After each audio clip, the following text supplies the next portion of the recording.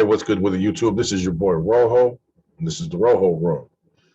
As you can tell by the title, this is what the only time I had to do a removal after I joined the O. And I'll only say it because the individual is no longer around. He the hepatitis got him. You know what I mean? So I'm not gonna say what county jail it happened in, but I'm already a made guy, right? I slide up to this place, I get busted in a different area. Slide up to this place, automatically I take over, obviously. Where I was at was full of nothing basically but level one and level two type of individuals. There was one individual out of San Jose that was a bro, and he was with the business.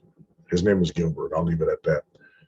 Oh, I take over. I get a job. You know what I mean? They make me the trustee for the homies. They knew who I was, so they were trying to keep the peace, so to speak. And there was a lot of homies there. There was like one, two, three, four. There was like 6 dorms basically that are caged in, and each dorm had probably 30 people. So there was a significant amount of people, and about a third of them were homies, a third of them, and probably 50% were brothers, and then the rest were whites and others. Well, having this job, man, I was never really locked down except from like midnight till like 3 in the morning. Well, I'm in the upstairs dorm. It's 2 levels. They're all dorms. I'm in the upstairs one on the far left, and the homies used to report to me throughout the day. I go in there, I'd hit the hallways, I'd hit the other side. There was an opposite side, built the exact same way past the control tower. Well, I bebop around, you know what I mean? I get, little daily reports from one person on each level of each side. How he gets his is on him. We had it established somewhat pretty good, but the manpower was really, really green. Like there, there wasn't too many shining stars. You know what I mean? And not to place blame on those particular homeboys, because you have to be somewhere really to get that kind of education and understand, basic household procedures, policies, what's expected of you, and whatnot. When I got in there, man, it was 3 in the afternoon. Half the homeboys were asleep. And I get it, it's the county jail. People been out running and using and whatever they might be doing in their personal time, but I had to change all that around, implemented a little chain of command, and it worked for the most part. So one day, some new guys come in. There's 4 or 5 black dudes, maybe 2 Northerners, Paisa, a couple Woods, and me and the dude Gil, who I got a job also. We're on a little basketball court, but you could see through the hallway, where they're going. And I'm looking, and I'm like, oh, I know who that is. You know what I mean? And he wasn't supposed to be coming in there. He was supposed to be headed to a safer environment. What is call it? I think they call it PC. You know what I'm saying? So I see the dude walking down the hall, and I'm like, I jump out of sight. You know what I mean? I'm looking through the window like this, and I recognize him. I jump out of sight, and I go out where they can't see us.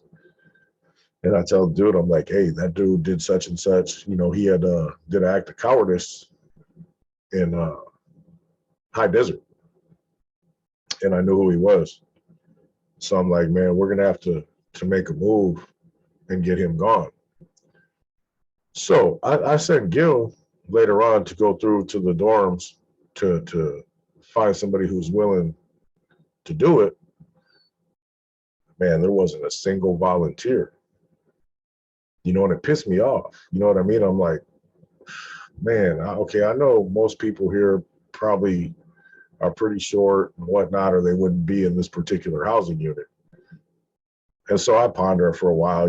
I do my normal rest of my day. There's like 8 hours before I have to go in my cell for a couple hours, or my dorm, excuse me. It's like a cell because it's locked in. It's true. So I'm pondering this shit all day. I personally asked a couple people who I thought were with the business, And just by their reactions, I was like, okay, this dude's either going to lock it up or I'm going to be forced to add more people to the list behind something that should be relatively small. He just got to go. He ain't got to necessarily, you know, be life flighted or nothing like that. He's just got to get out of here, and he can't just be asked to leave. You know what I mean? As in some county jails, I've seen it happen. You know, when I was younger, you know, when somebody had to go, they go up, hey, you need to get out of here. You need to pack your shit and get the fuck up out of here. They tell them, and then they just leave. You know, and to me at that time in my life, I thought that was fairly normal because it used to happen in my county jail a lot. You know, after going through the hole and, you know, meeting people on the 6 yard and becoming a B, becoming a C, we can't do that. So, man, I was sitting on my bed and I was like, man, I'm just going to do this stuff myself. You know what I mean? I'm not going to involve none of these youngsters that are going home, none of these old dope fiends, none of that. I'm just going to take care of it, man. So I already had a piece. We used to stash it in the laundry area. And I get the other porter. He's like a man, Vietnamese or Cambodian or something. I'm like, hey, there's a little thing, man. Can you grab it for me? Because he'd be out on the late night until breakfast. And he came and brought that back to me. Well, dude knew what time it was. Man, he was standing, like they got these little grills kind of like at the front of the dorm that keeps you locked in, little metal squares. And he's just up there like this, like right at front, hoping that the tower could see him. Well, the things about these towers is, man, sometimes there was nobody in them things, bro. You could get you could get fucked up in that jail, bro.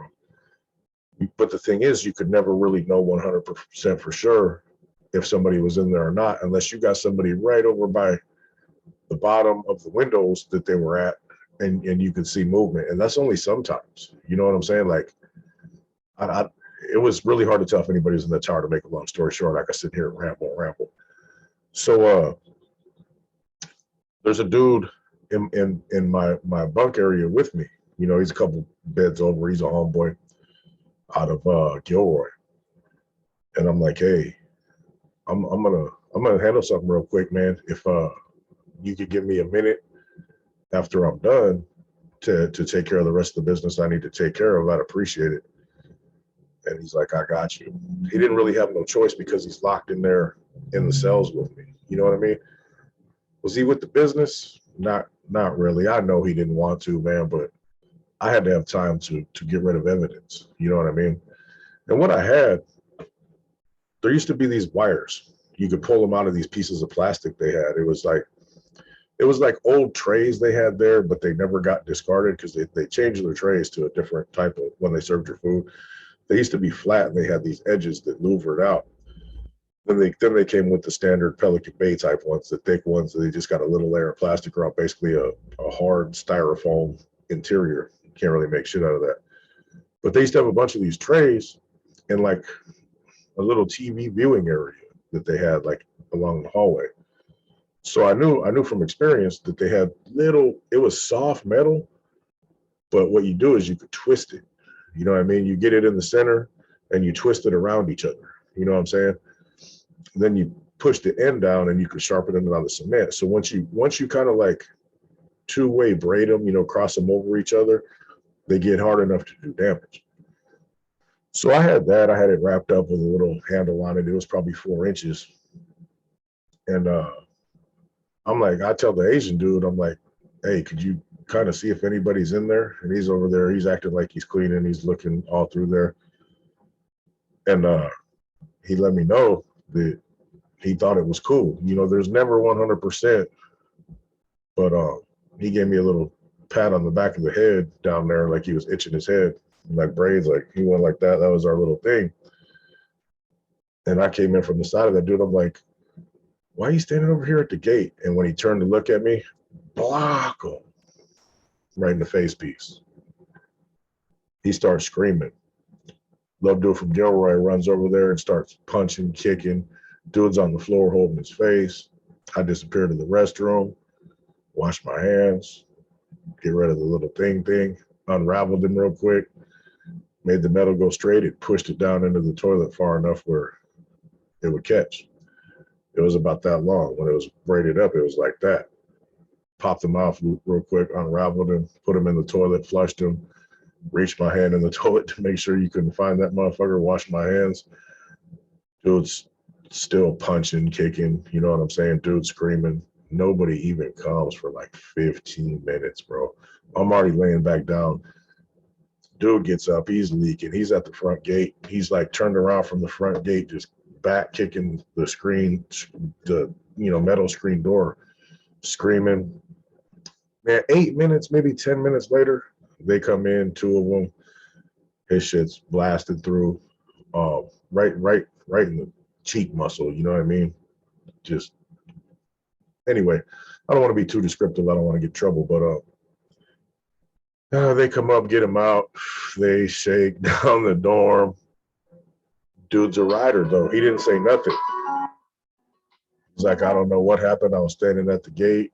He didn't even tell on the bomber. You know what I mean? They come and check everybody, fingers, hands, whoop-de-whoop. My stuff's good because I just gave him like a 2-3 piece. You know what I mean? And went about, disposing of the evidence and laying back down.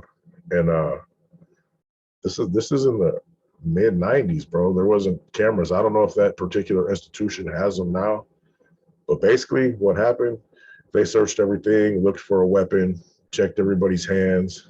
You know what I'm saying? Went about their business. The next day, they're like, what happened in there, Fisher? I'm like, man, I have no idea. I was knocked out. And, being that it was a NGN and I was in the same thing and they knew who I was, they're like, man, if one other incident like that happens, you're gone to the hole. And I'm like, hey, I get that. I know you got to do what you got to do, but man, really, I don't know what happened, man. That must have been a personal incident, or he might have owed somebody money or played somebody out of pocket. I have no idea about who that dude was or why he got beat up. And they're like, he got stabbed. I'm like, oh shit, yeah, man, I slept right through that. Whoop-de-whoop. And that was that, bro. That was all that. I'm surprised dude didn't tell, but he probably knew. He was standing at the gate. Like, I don't know why when he was in R&R or intake or whatever you want to call it, that he didn't say nothing like, hey, man, I can't be here. But maybe he thought because, it was, maybe when he got his housing assignment, he figured, man, I'm going to the dorms. There's not going to be nobody there. And I can't really believe they let me go to the dorms. As soon as I got there, classifications like, look, we know who you are. We know what you are. We're going to let you go to the main line. But if there's any kind of fuck ups, whatever, you're going to the hole. I'm like, cool. I'm not going to bother nobody. You know what I mean? And they actually, man, the next day I had a job. Staff popped the things, let me out. They're like, Fisher, you want a job? I'm like, man, I'll take a fucking job. It was them trying to basically bribe me to keep things cool. I mean, it is what it is. You know what I'm saying? And yeah, that's an example of sometimes you got to handle your own business. People think, oh, NF members are just going to sit there and boss people around and whatnot and whoop-de-whoop. It's like, no, sometimes you got to rise to the occasion, because could I have let dude slide and pretend like I didn't see him and know who he is? For sure. Did I want to? Man, kind of. You know what I mean? I don't want to get, attempted murder, assault with a deadly weapon, etc., because some dude's a pussy. You know what I mean? Really, in real life. But you always got to think in the back of your mind, somebody be like, Rojo knew that dude was there and didn't do shit, or Rojo just told him to roll it up, or, Rojo just did a hands-on. And then, man, I'm in question, bro. My status in life is in jeopardy. You know what I'm saying? So as much as I didn't want to have to do that, you know what I mean? It had to be done. And that's that. That was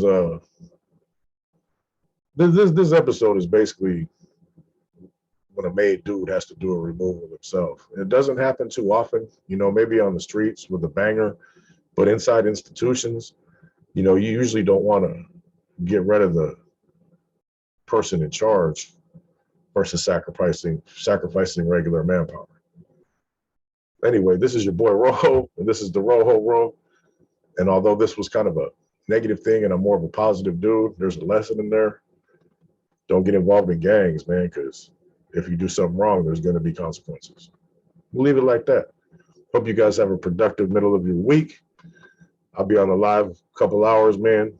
Enjoy yourselves. Take care. All that good stuff. Peace.